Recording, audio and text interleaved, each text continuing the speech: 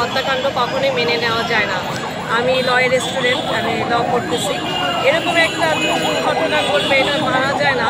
একটা সাধারণ মানুষকে মেরে ফেলবে, সে যদি, আমি জানি না সে চুরি করছে কিনা, যদি সে চুরি করেও থাকে তারপরও কোনো মতেই তাকে মেরে ফেলার অধিকার ঢাকা ইউনিভার্সিটির কোনো স্টুডেন্টের নাই। তারপরে আমি বলতে চাই যে হত্যাকাণ্ডটা হয়েছে, এদের যে যারা হত্যাকাণ্ডে জড়িত তারা যতটা অপরাধী, ওখানে যারা ছিল প্রত্যক্ষ বা পরোক্ষ যেভাবেই তারা জানতে পারছে না কেন এখানে একটা হত্যাকাণ্ড হচ্ছে বা একটা মানুষকে মারছে, তারা কেন তীব্র প্রতিবাদ করলো না, কেন তাকে ছাড়াই নেওয়ার চেষ্টা করলো না কেন? এই কারণে এখানে যে প্রশাসন আছে আমি বলবো তারাও সমানভাবে অপরাধী। অন্যায় যে করে এবং অন্যায় যে সহ্য করে তারা সমান অপরাধী। এখানে যদি শুরু থেকেই ডিসি বলেন বা আরো প্রশাসনের যে লোকগুলি ছিল তারা যদি দেশের পাশে দাঁড়াতো তাহলে এরকম ঘটনা ঘটতেই পারে না। আর বাংলাদেশে ঢাকা ইউনিভার্সিটির মতো এরকম সবচেয়ে বড় বিদ্যাপীঠে এইভাবে কলঙ্কিত হতো এরকম একটা সাধারণ ছাত্র বলেন, সাধারণ মানুষ যাই হোক না কেন, মানুষের জীবন কেড়ে নেওয়ার অধিকার কোনো মানুষের নেই। কারণ তারা একজন মানুষকে মেরে ফেলবে।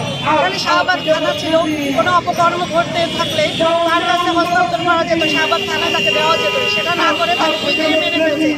কতটা নৃশংসভাবে মারছে আপনি চিন্তা করেন। একটা মানুষকে মারলো, তারপরে খাবার দিল, তারা খেলো, তারপরে আবার মারলো। একটা মানুষকে মারতে মারতে মেরেই ফেললো, ঢাকা ইউনিভার্সিটিকে কলঙ্কিত করে ফেলছে। আর যে প্রশাসন এখানে জড়িত আছে আমরা বলবো সেই প্রশাসন এখানে থাকার মতো অধিকার রাখে না।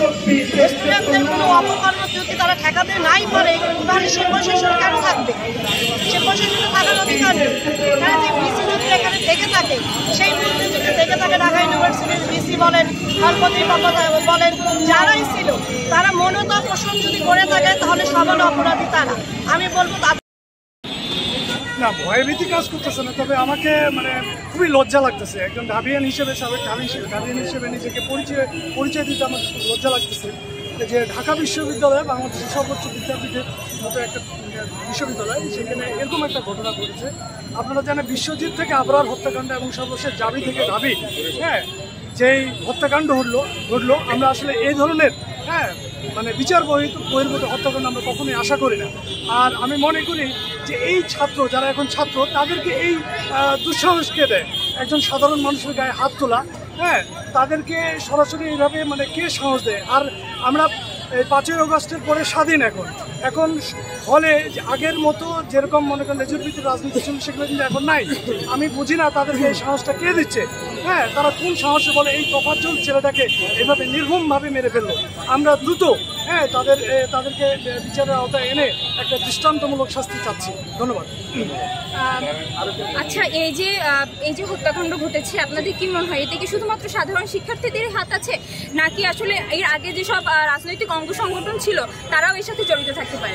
আসলে যে জিনিসটা দেখা গেল কালচারটা আসলে কিন্তু সেই আগেকারই, হ্যাঁ, মানে গেস্ট রুমে নিয়ে সুন্দর করে আপ্যায়ন করে তারপরে মানে হাত পা ধরে করা মারা, হ্যাঁ, এগুলা সেই আগেরই কালচার।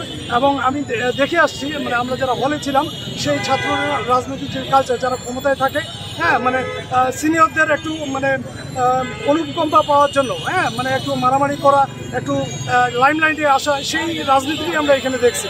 হ্যাঁ, তো আমি মনে করি এরা ওই পূর্ব যে রাজনীতির কালচার তাদেরই প্রেতাত্মাধারী এরা। হ্যাঁ, আমরা বেশি কিছু এখানে দেখতেছি না, আমরা ওইটাই আর দেখতেছি এখানে স্পষ্ট।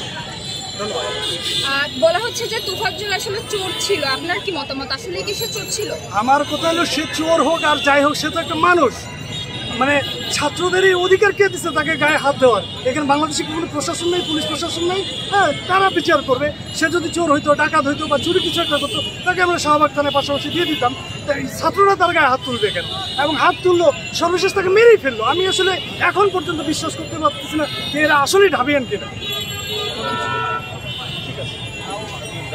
কালকে যে বিচার বহির্ভূত একটি হত্যাকাণ্ড এই প্রাচ্যের অক্সফোর্ড খ্যাত ঢাকা বিশ্ববিদ্যালয়ে দেখেছি, আমরা এই স্বাধীনতার পরবর্তী সময়ে 71-এর স্বাধীনতা এবং 24-এর স্বাধীনতার পরে এমন একটি ঘটনা এই রিসেন্টলি ঘটে যাবে, এটা খুবই অনাকাঙ্ক্ষিত এবং অনভিপ্রেত, দুঃখজনক এবং খুবই জাতির জন্য লজ্জাজনক।